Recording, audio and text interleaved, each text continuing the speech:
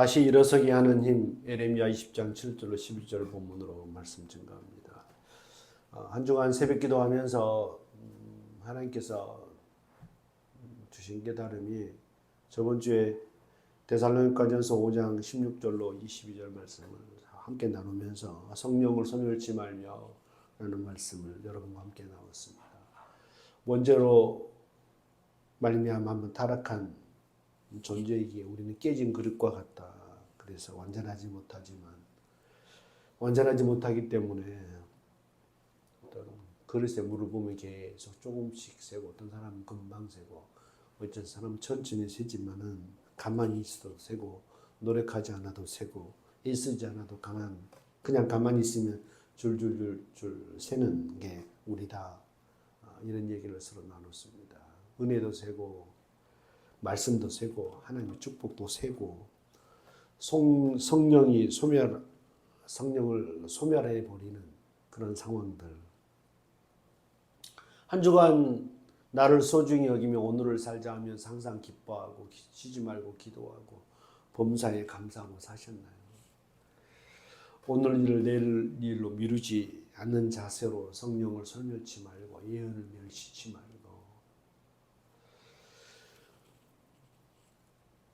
우리 앞에 범사에 많은 것이 있지만 헤아려 좋은 것을 선택하고 악은 모양이라도 버리라고 하셨는데 한 주간 저의 삶을 되돌아보니까 말씀은 말씀대로 전하고 금방 오늘을 살지 못하고 기뻐하지 못하고 감사하지 못하고 기도하지 못하고 또 넘어지는 저의 모습을 발견하고 그랬습니다. 새벽 기도하다 보니까 번뜩 깨달아지는 것이 내가 지금 속고 있구나. 나와 우리 가정이 참 속고 있구나. 이런 깨달음이 있었습니다. 마귀가 쥐락펴락 가지고 놀고 있구나. 저 스스로에게 한심하고 억울하고 또 오기가 생기기도 했습니다. 지금 어떻게 생각하면 정말 기도할 수 있는 시간이고 말씀을 많이 볼 수 있는 시간이고 정말 하나님 나라를 위해서 준비할 수 있는 절호의 기회인데도 막연한 미래에 대한 두려움과 염려로 오늘을 살지 못하는 저의 모습을 발견하고 또 정신을 차려야 되겠다라고 하는 은혜를 받는 또 새벽 기도였습니다. 오늘 우리가 예레미야 20장 7절 11절 말씀을 본문으로 읽었습니다. 여기 본문에 나오는 선지자 예레미야 선지자 힘든 고난과 역경 그런 가운데 예레미야의 별명이 눈물의 선지자입니다. 분명한 하나님의 말씀과 뜻은 알고 하나님께서 하나님 내 안 하겠다고 그래도 하나님의 그분의 은혜가 너무 크기에 하나님께서 나를 이기셨다. 그래서 이기셔서 내 생각은 그러고 싶지 않은데 하나님이 크셔서 하나님의 은혜가 커서 하나님이 크셔서 나를 이기셨으므로 내가 하나님의 하라고 하는 말씀대로 증거했더니 8절 말씀을 보면은 이런 얘기가 있습니다. 우리가 8절에 보면 내가 말할 때마다 외치며 파멸과 멸망을 선포함으로 파멸과 멸망을 선포하고 싶은 사람이 누가 있겠습니까? 힘들어 고통당하는 이 조국의 백성들을 위해서 그래도 지금 어렵고 힘들지만 우리 앞에 좋은 일이 있을 거라고 얘기하기가 쉽지 우리는 결국 망한다고 파멸한다고 그런 얘기를 하고 싶은 설교자가 누가 있겠습니까? 그런데 7절에 보면 여호와여 주께서 나를 권유하심으로 내가 그 권유를 받았사오며 주께서 나보다 강하사 이기셨으므로 그러니까 내 생각보다 주님의 생각이 크고 나보다 주님이 크신 분이기에 주님이 나에게 말씀하셨고 주께서 나보다 강하사 나를 이기셨다. 그래서 내가 파멸과 멸망을 선포하니까 내가 사람들 앞에서 조롱거리가 되고 사람마다 종일토록 나를 조롱하나이다 라고 합니다. 이만큼 하나님 말씀으로 말미암아 종일토록 치욕과 모욕거리가 되어지는 눈물의 여호와의 선지자 에레미야 말이죠. 하나님의 말씀을 전한다는 이유로 이런 조롱과 모욕을 당하고 감옥에 갇히고 매를 맞고 나중에는 얼마나 힘든지 이런 말을 합니다. 난 차라리 태어나지 않았으면 좋을 뻔했다. 이런 고백도 합니다. 너무나 힘든 고난과 고난의 시간을 보내고 있는 예레미야 말이죠.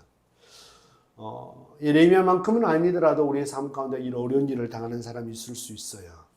어려운 일은 특별히 힘든 일은 없지만 뭔가 의욕이 잘 생기지 않고 아침에 일어나도 별로 신나지도 않고 의욕과 열정이 사라진 분 계실 수 있다고 저는 생각합니다. 왜? 모셔도 경험한 것이기 때문에 그렇습니다. 그런데 오늘 제가 주목하고 싶은 것은 극심한 고난의 환경 가운데 이 에레미야 선지자, 그에게 어떤 동력이 있어서 아파하는데 쓰러지지 않고 쓰러지는데 무너지지 않는 무엇이 이분에게 일어나는 동력이 되었을까? 무엇이 예레미야 선지자로 하여금 힘든 자기 삶을 다시 일어서게 하는 동력을 받쳐주는 힘이었을까라고 하는 것들을 전 여러분과 함께 나누고 싶습니다. 선한 도전이 되기를 소원합니다. 9절 말씀 같이 한번 읽겠습니다. 9절 말씀 시작. 내가 다시는 여호와를 선포하지 아니하며 그의 말씀으로 말하지 아니하리라 하면 나의 마음이 불붙는 것 같아서 골수에 사무치니 답답하여 견딜 수 없나이다. 참 에레미야 선지자의 솔직한 어떤 고백인 것 같습니다. 하나님이 나를 권유하셨고 나보다 강하사 나를 이기셨으므로 내가 하나님의 말씀을 이렇게 파멸과 멸망의 말씀을 선포하니 사람마다 나를 조롱하고 나를 핍박합니다. 그런데 내가 너무 힘들어서 내가 다시는 내가 여호와의 말씀을 선포하지 아니하리라 하며 그의 이름으로 도무지 말하지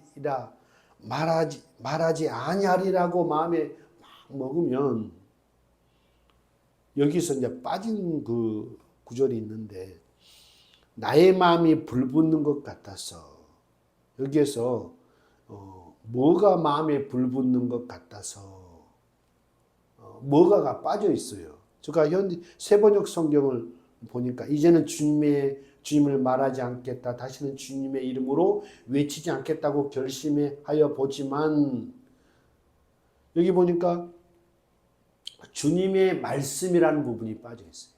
주님의 말씀이 나의 심장 속에서 불처럼 타올라 뼛속까지 타들어가니 나는 견디다 못해 그만 항복하고 맙니다 라고 하는 것이 세번역으로 되어 있고 현대인의 성경에도 내가 다시는 여호와를 기억하지 않고 그의 이름으로 말하지 않겠다고 하면 주님의 말씀이 내 속에 타오르는 불길 같아서 주님의 말씀이라는 부분이 들어가 있는데 우리 개정개혁에는 주님의 말씀이 빠져 있어요. 주님의 말씀이 나의 마음에 불붙는 것 같아서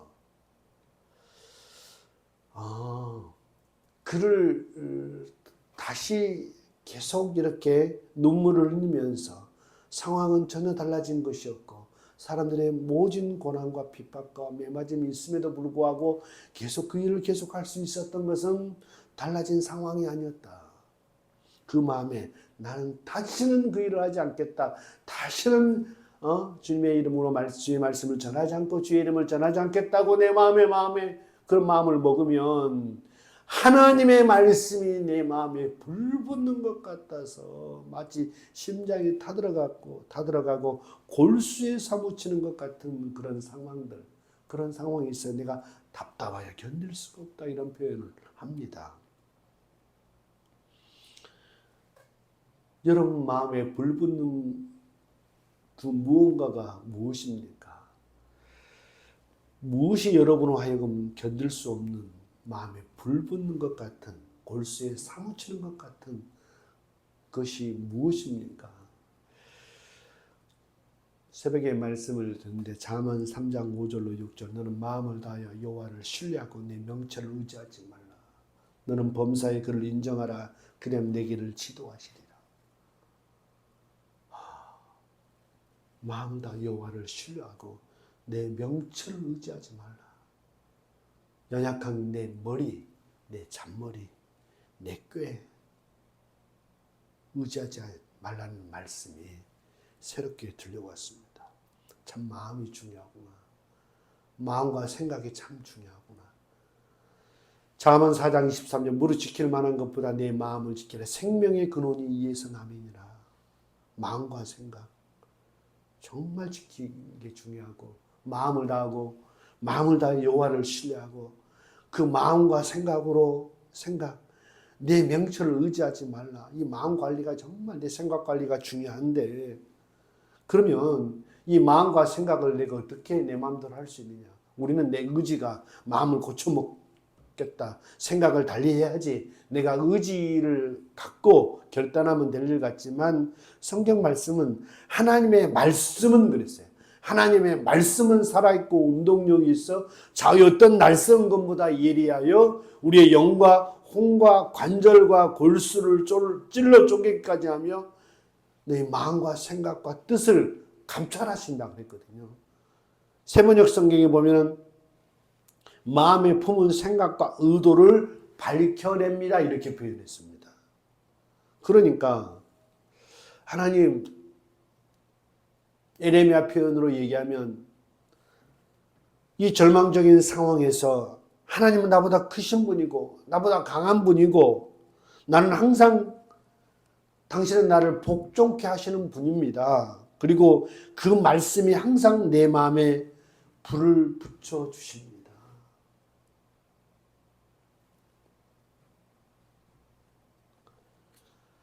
여러분, 사람이 다시 일어나는 힘이 어디에 있을까요? 엠마오로 내려가는 두 제자 여러분 아시죠? 뭔가 오해가 있고 절망해서 다시는 이제 예루살렘을 떠나 고향 엠마오로 내려가 이제 고향으로 내려가 옛날로 돌아가 이런 마음으로 두 제자가 엠마오 고향으로 내려가고 있는 그 가운데 그들에게 동력을 준 게 뭔가 다시 예루살렘을 향하여 다시 부활의 주님을 만나기 위해서 또 부활의 주님을 만났다고 제자들에게 가서 외치게 하는 그들의 동력이 어디서 나왔느냐. 누가복음 24장 32절에 보면 그들이 서로 말하되 길에서 우리에게 말씀하시고 우리에게 성경을 풀어주실 때에 우리 속에서 마음이 뜨겁지 아니하더냐. 부활하신 예수님이 그들에게 나타나서 성경을 가르쳐 주시고 말씀을 풀어줄 때 그들의 마음이 뜨거웠다는 거예요.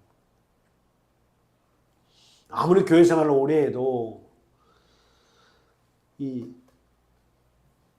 하나님의 어떤 그 영향력 아래 살고 싶어도 말씀이 담겨 있지 않으면 그 말씀의 이런 은혜를 경험하지 못하면 정말 그렇게 살 수는 없어요. 우리는 내면에 일어나는 내 삶의 어떤 마음과 생각을 바꾸고 새로운 삶을 살도록 다시 일어서게 하는 동력이 여러분 뭡니까? 어떤 사람은 돈일 수도 있고 안락한 삶일 수도 있고 지금 내가 정말 애쓰고 수고하는 것에서의 어떤 만족한 결과일 수도 있습니다. 내가 어떤 시험에 합격하고 어떤 수입의 어떤 만족한 그런 상황이 왔다고 생각해 보십시다. 우리도 인생을 경험하면서 다 느낀 거 있고 그러잖아요. 그것만 없으면 꼭 그것만 있으면 행복할 것 같은데 그런 상황이 딱 닥쳤을 때 그 기쁨은 잠시 가지 않습니다. 또 다른 목표, 또 다른 욕심이 생기고 또 다른 것이 눈에 들어옵니다. 그 잠시 그 기쁨을 잃어버립니다. 여러분 마음의 동력이 의지력입니까? 저는 나이가 들수록 이 의지력이 참 약해진다는 것을 많이 스스로에게도 느끼고 참 절망도 되고 합니다만 20대는 참 저는 은혜에 미쳤던 것 같습니다. 20대. 30대는 사역에 미쳤고 40대는 내가 미친 것에 내 스스로 지치기도 하고 50대가 되니까 그 지친 나를 보면서 참 미칠 것 같고 뭐 이런 상황인 것 같아요. 한땐 정말 내가 녹슬어 없어지기보다는 내가 달아 없어지기 원합니다라고 하는 주님 앞에 뜨거운 어떤 큰 소리 치면서 고백했던 정말 그 고백이 지금은 부끄러울 정도로 나이가 들니까 내 자신에게 자꾸 약해지고 초라해지고 의지력이 이렇게 약해졌나라고 싶기도 합니다. 우리를 견인하는 힘이 내 안에서 끌어올라오는 의지력이 아니다라고 하는 거에 대해서 저는 많이 참 부끄럽고 안타깝지만 인정하지 않을 수 없는 상황이에요. 여러분 어떻습니까? 우리를 견인하는 힘이 말씀이십니까? 오늘 9절에 아까 9절에도 읽었습니다만은 내가 다시는 주님을 말하지 않겠다. 다시는 내가 주님의 이름을 외치지 않겠다고 해보지만 주님의 말씀이 나의 심장 속에서 불처럼 타올라서 내가 견디지 못해 그만 하나님의 그 부르심에 시키신 일에 항복하고 맙니다 라고 하는 예레미야. 그에게 달라진 게 아무것도 없어. 자기에게 좋은 사람으로 주변 사람이 하루아침에 바뀐 것도 아니고 나라의 상황이 바뀐 것도 아니고 자기 개인 상황이 좋아진 것도 아니고 그 감옥에서 당장 나가는 것도 아닌 상황 달라진 것 하나 없는데 어찌하여 포기하지 않고 다시 일어섭니까? 하나님의 말씀이 말이에요. 예레미야 15장 16절에 보니까 내가 주의 말씀을 얻어먹어 싸우니 주의 말씀은 내게 기쁨과 내 마음의 즐거움이오나 라는 표현이 있습니다. 주의 말씀을 얻어먹어 싸우니 그랬어요. 여러분 참 배고플 때 뭘 먹으면 막 힘이 생기고 거기에 막 희야호야 막 기쁨이 있고 막 그러잖아요. 배고플 때 짜증나고 막 욕구가 채워지지 않으면 막 짜증나고 그러는데 뭔가 채워지고 배가 부르고 그러면 거기에 기쁨이 있고 즐거움이 있습니다. 하나님의 말씀을 내가 얻어먹어 싸우니 하나님의 말씀을 얻어먹은 경험이 없다면 진짜 기쁨과 진짜 즐거움은 모른다. 제가 군대 제대 후에 92년에 순복음교회 여수에서 순복음교회를 은용교회가 또 있다고 그래서 제대 후에 은용교회를 찾아갔습니다. 찾아갔는데 저 공화동 역전 앞에 교회였는데 금요 철야를 갔는데 그 당시 비디오 성경 공부를 하고 있더라고요. 한 열 몇 분 하고 계셨나? 근데 그 비디오 성경 공부에 너무 은혜를 받았어요. 은혜를 받고 노트를 사서 노트하면서 금요 철야의 그 말씀을 듣고 찬양하고 기도하면서 한두 명 청년 꼬셔가지고 새벽 4시 반까지 4시 반에 일부 새벽 기도를 하는데 일부 새벽 기도 할 때까지 철야를 했습니다. 뭐 새벽 기도 때는 막 졸고 힘들었지만 매주마다 금요일 날이 기다려지고 말씀을 그러니까 교회에 아무도 뭐 없는 그 모르는 사람들이 많은 그곳에 뭔가 이렇게 교제도 아니고 봉사도 아니고 그 사람 뭐 인정받고 싶어 하는 마음도 아니고 오로지 말씀이 좋았어요. 말씀이 좋아서 정말 너무 새벽 기도를 안 빠지고 나오고 싶어서 교육자분들이 너무 애쓰고 해서 그 당시 봉고차 봉사도 하면서 좀 교회 생활을 행복하게 했던 그러면서 선교단체도 가게 되어지고 계속 은혜의 삶을 살 수 있었던 것 같아요. 그 당시 저에게서의 어떤 삶의 어떤 가장 힘들 때, 어떤 혼란의 상태, 힘든 상태, 진로로 고민하고 또 앞에 대한 염려가 많은 그 상태였지만 하루하루 그 말씀이 저를 견인해 줬습니다. 힘을 줬어요.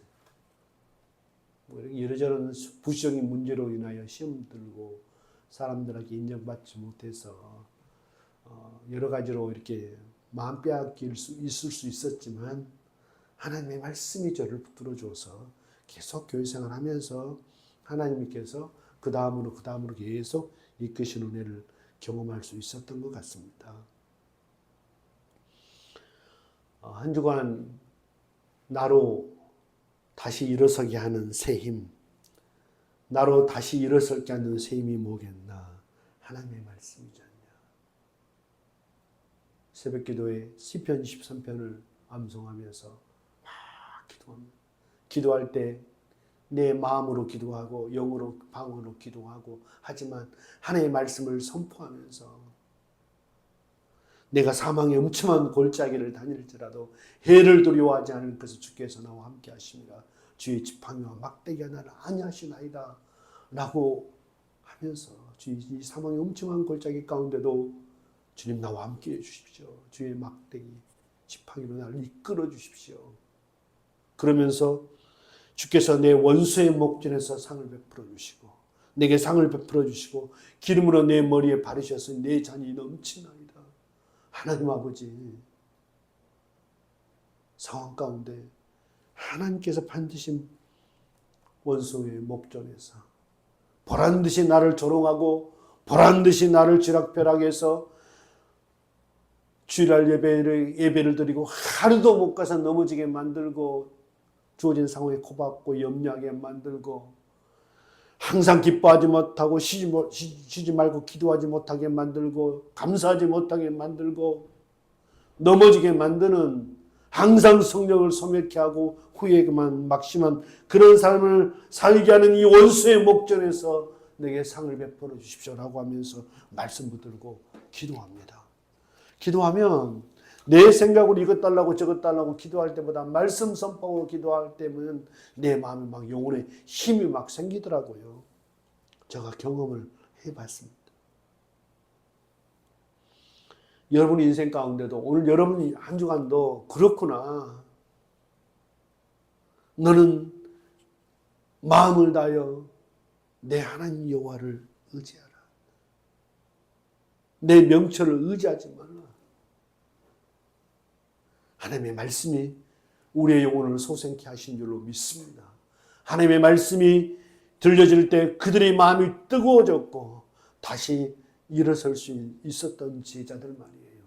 오늘 예레미야 선지자처럼 상황이 달라진 건 아무것도 없고 하나님의 우리말로 하면 은혜를 받아서 하나님이 나보다 강하사 나를 이기셔서 나는 하고 싶지 않은데 그분의 일을 하도록 나를 이끄신 분이 하나님인데 순종했더니 조롱과 모욕만 당하더라고 말이에요. 그래서 난 다시는 내가 주의 말씀을 전하지 않겠다. 주의 이름을 말하지 않겠다고 하면 주님의 말씀이 내 안에서 불붙는 것 같아서 골수에 사무치는 이 아픔이 있었기 때문에 내가 이 일을 하지 않을 수 없습니다라고 얘기했던 이 예레미야 선지자 말이에요. 우리에게도 하나님의 종들에게 하나님의 일꾼들에게 이 은혜를 주시는 줄로 믿습니다. 한 주간도 내 의지력 말이에요. 이것만 너무 의지하지 마시오. 내 의지력은 너무나 약해요. 하겠다고 하는 그 결심, 그것은 오래가지 않습니다. 내 상황이 달라지면 금방 의지력은 꺾이고 마음 상하면 당장 의지력은 꺾이고 가장 먼저 말씀이 접히고 기도가 접히는 그런 실수하고 실패하는 삶을 계속 반복하며 살잖아요. 그러니까 제가 이동선 목사님 그 간증을 들으면서 참 한 가지 느껴지는 것처럼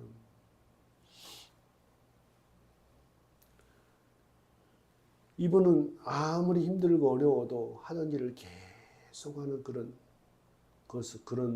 마음의 자세를 하나님이 참 선물로 주신 것 같다라고 하는 고백을 계속해서 반복해서 하더라고요. 저는 주님이 하지 말라고 할 때까지는 계속 합니다.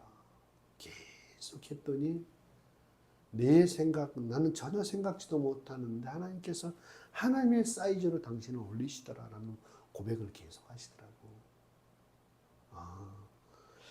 마찬가지입니다. 한 주간도 여러분 이제 말씀을 듣고 읽고 그 말씀이 나를 세우고 그 말씀이 내 생각과 마음의 생각과 뜻을 분별하고 하나님의 의도를 거기서 발견하고 하나님의 말씀을 읽지 않으면 내 생각이 하나님의 뜻인 것처럼 착각하기 쉽고 내 어떤 상황 가운데 이렇게 살아간 내 삶을 자꾸 자기 스스로 하나님도 봐주실 거야 라고 하면서 자기식으로만 판단합니다. 자기 스스로만 해석을 해요. 근데 하나님의 말씀은 우리의 마음과 생각의 의도를 밝혀낸다는 거예요. 밝혀낸다. 그렇구나. 내가 속고 있구나. 찬양가사처럼 내 삶의 아픔이 아프도록 계속 내가 두지 않겠다. 나는 일어서겠다. 나는 예비하겠다. 나는 당신의 자녀이기에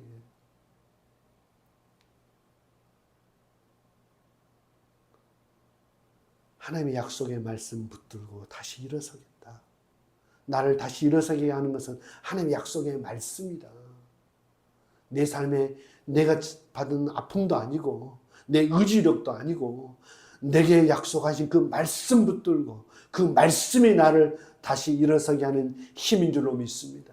여러분 한 주간 어떤 말씀이 여러분에게 들려올지 매일 듣는 그 날개의 말씀을 통해서 여러분 주의 음성 들을 수도 있고 읽으면서 성경을 통독하면서 말씀을 공부하면서 또 하나님 여러분에게 어떤 말씀이 여러분의 심령 가운데 은혜를 주시고 나는 안 하고 싶은데 뭔가 하나님의 말씀이 내 삶 가운데 탁 들어와서 그 말씀이 나를 이끌어가는 경험, 그것이 예수 믿는 참 은혜고 힘이고 우리가 주께 나아가는 동력이지 않겠냐 싶습니다. 기도하겠습니다. 하나님 아버지,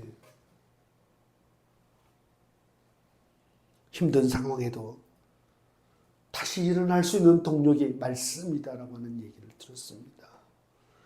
이 말씀에 붙들린 인생이고 싶습니다.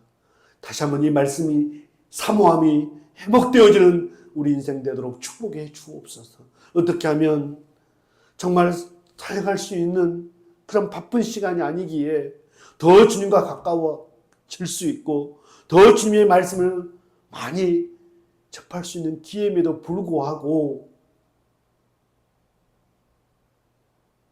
너무 바쁘다는 핑계로 때론 허송세월을 보내고 있는 우리 자신을 발견합니다. 항상 기뻐하라. 쉬지 말고 기도하라. 범사에 감사하라. 성령을 소멸치 말고 예언을 멸치지 말고 범사에 하려 좋은 것을 취하고 악은 모양이라도 버리라고 하셨는데 이 말씀 붙들고 또 한 주간도 승리하며 살아가는 저 우리 권속들 될 수 있도록 도와주옵소서. 원수의 목전